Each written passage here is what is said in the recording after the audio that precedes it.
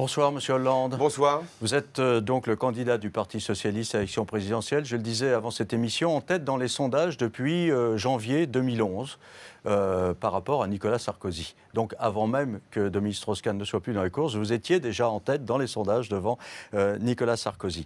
Aujourd'hui, Nicolas Sarkozy est à l'offensive, il est candidat. Est-ce que vous redoutez qu'il se produise un choc psychologique si d'aventure il vous précédait au premier tour dans les sondages? Écoutez, moi je ne fais pas de plan sur quelques comètes que ce soit, et encore moins sur les sondages. Vous avez évoqué une tendance depuis déjà plusieurs mois. Le candidat sortant maintenant s'est déclaré. Il fait campagne avec violence, avec agressivité. C'est bien la forme qu'il a choisie. Écoutez, moi je ne me détourne pas de l'objectif que je me suis fixé.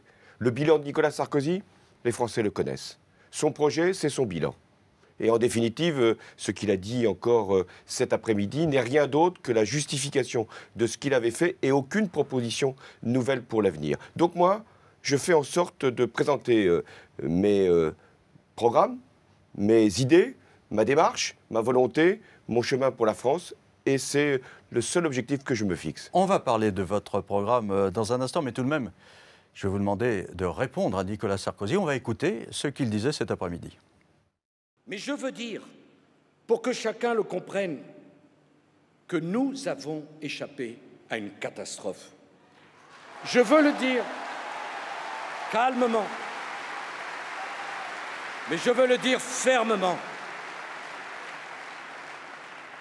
Ceux qui font comme si rien de grave ne s'était passé depuis 3 ans dans le monde, ceux qui font comme si les risques auxquels la France s'était trouvée confrontée n'avaient pas été dramatiques, ceux-là mentent aux Français.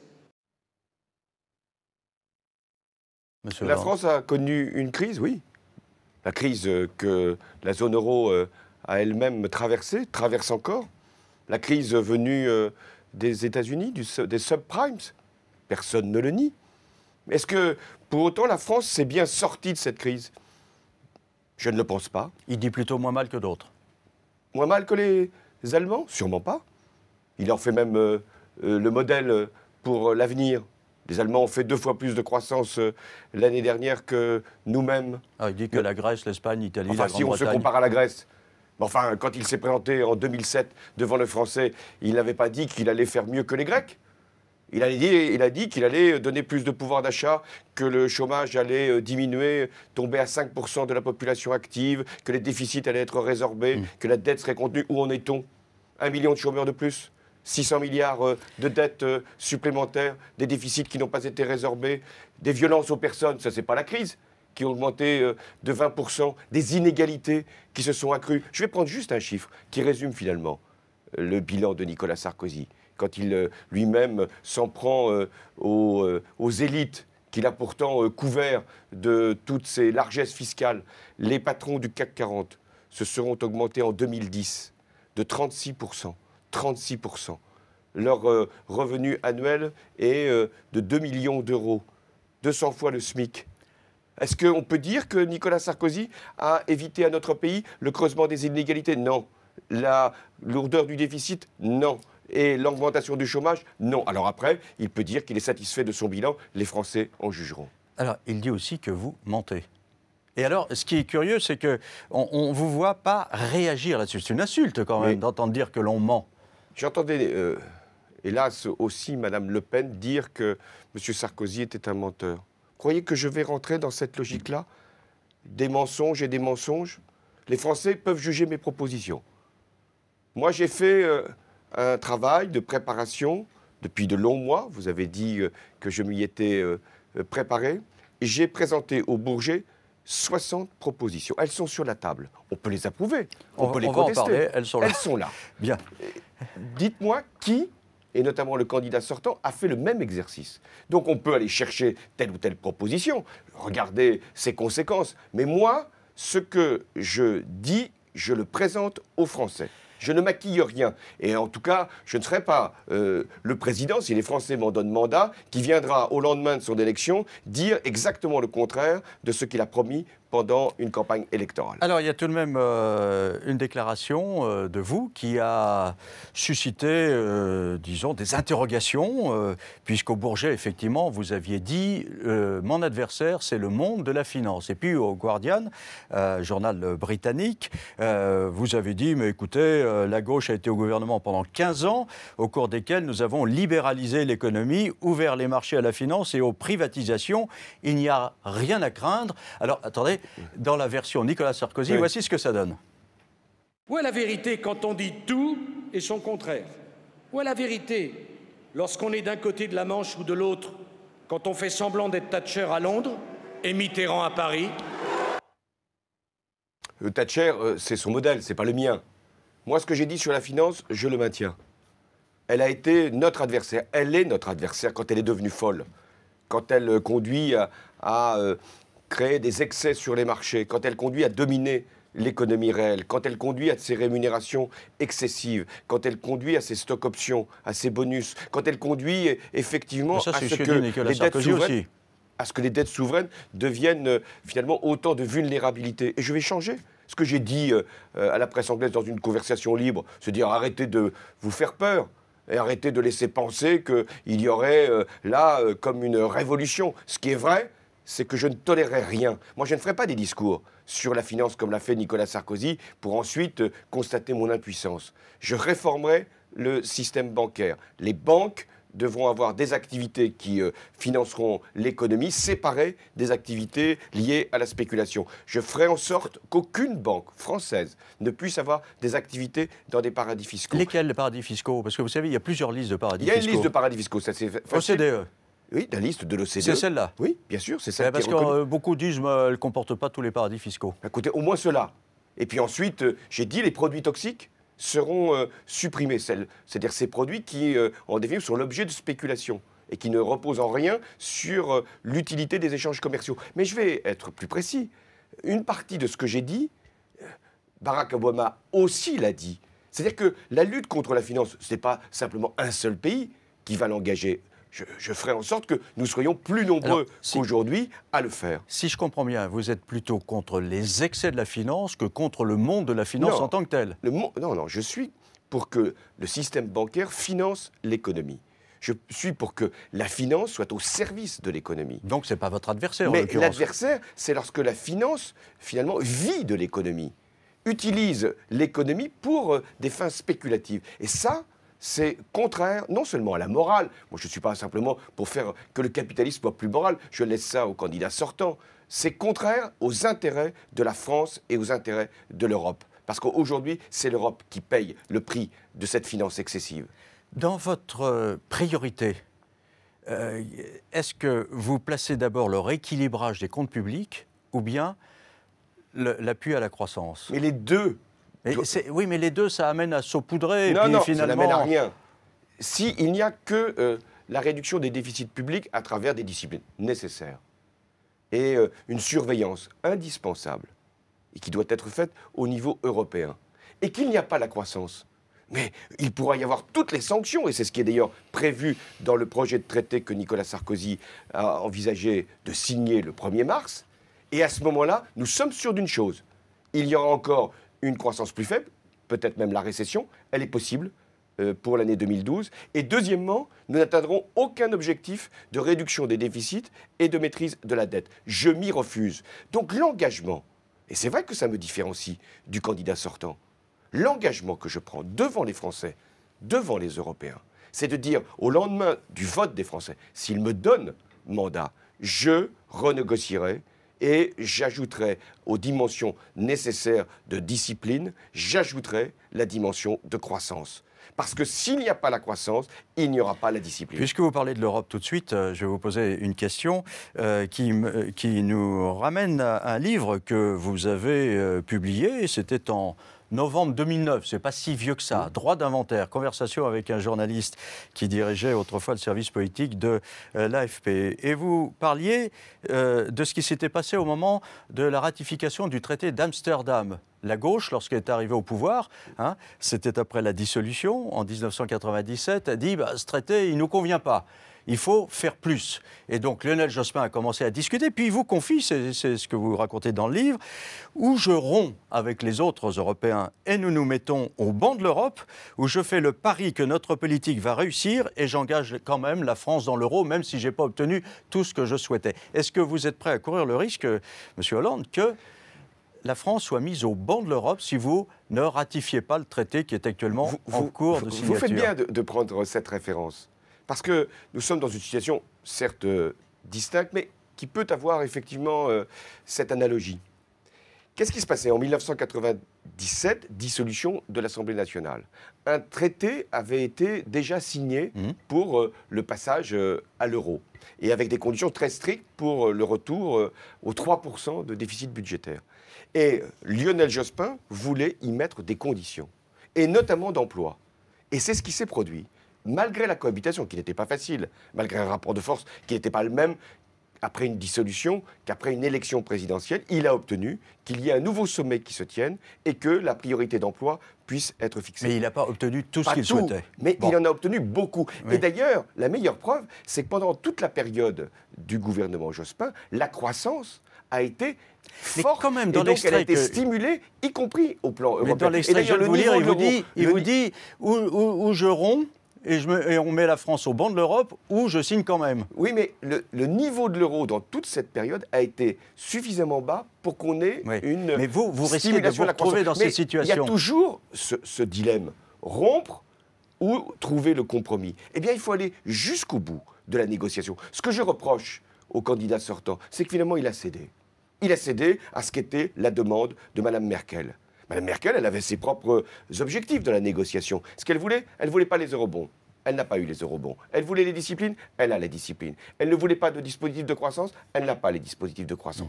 Monsieur Sarkozy, en tout cas, parce qu'il est sans doute président sortant, n'a pas obtenu les objectifs qu'il s'était lui-même fixés. Vous êtes certain de vous? Mais je suis certain que la volonté du peuple français sera entendue. Parce que si je ne croyais pas au vote des Français, je ne me présenterai pas à l'élection présidentielle. Si je croyais que appeler aux urnes mes concitoyens n'avait aucune conséquence pour mon pays et pour l'Europe, je ne serais pas aujourd'hui devant vous comme candidat. Alors, je vais me référer toujours à ce livre, Droit d'inventaire, et vous disiez ceci, vous parliez des sociaux-démocrates en Europe, pendant que Lionel Jospin dirigeait le gouvernement français, et vous dites, en Allemagne, Gerhard Schröder était dans une démarche courageuse de grandes réformes. Or, ces réformes, elles ont touché à la protection sociale. Est-ce que vous êtes prêt, vous, à vous engager dans la même démarche courageuse de grandes réformes sur la protection sociale? Ce qu'a fait à l'époque le gouvernement social-démocrate allemand, c'est une grande négociation avec les partenaires sociaux. C'est-à-dire qu'il a obtenu un consensus. Et c'est par ce consensus, ce compromis, qu'il a pu faire avancer son pays, non sans mal d'ailleurs, et non sans contrepartie douloureuse. Oui. Et qu'il a payé cher parce qu'il est peut-être même allé trop loin. Mais il y a eu un tour de vis pour faire des économies. Il y a eu... Est-ce que vous êtes prêt à la même chose? J'ai dit moi-même qu'il y aurait un effort à consentir. Des économies, parce que... Je n'ai pas masqué. C'est le grand reproche qu'on vous adresse, c'est que quand on lit votre programme, le changement c'est maintenant, il n'y a pas vraiment d'économie. Vous avez prévu un certain nombre de dépenses supplémentaires que vous financez. Et puis, vous avez prévu 29 milliards d'euros de prélèvements fiscaux supplémentaires pour participer à la réduction du déficit. Mais il n'y a pas d'économie en tant que telle. Je vais vous donner deux chiffres. Et vous pourrez comparer les deux engagements du candidat sortant et de ce que je présente devant les Français. Le candidat sortant a présenté un programme de redressement des finances publiques avec une augmentation des dépenses publiques d'1 demi-point par an.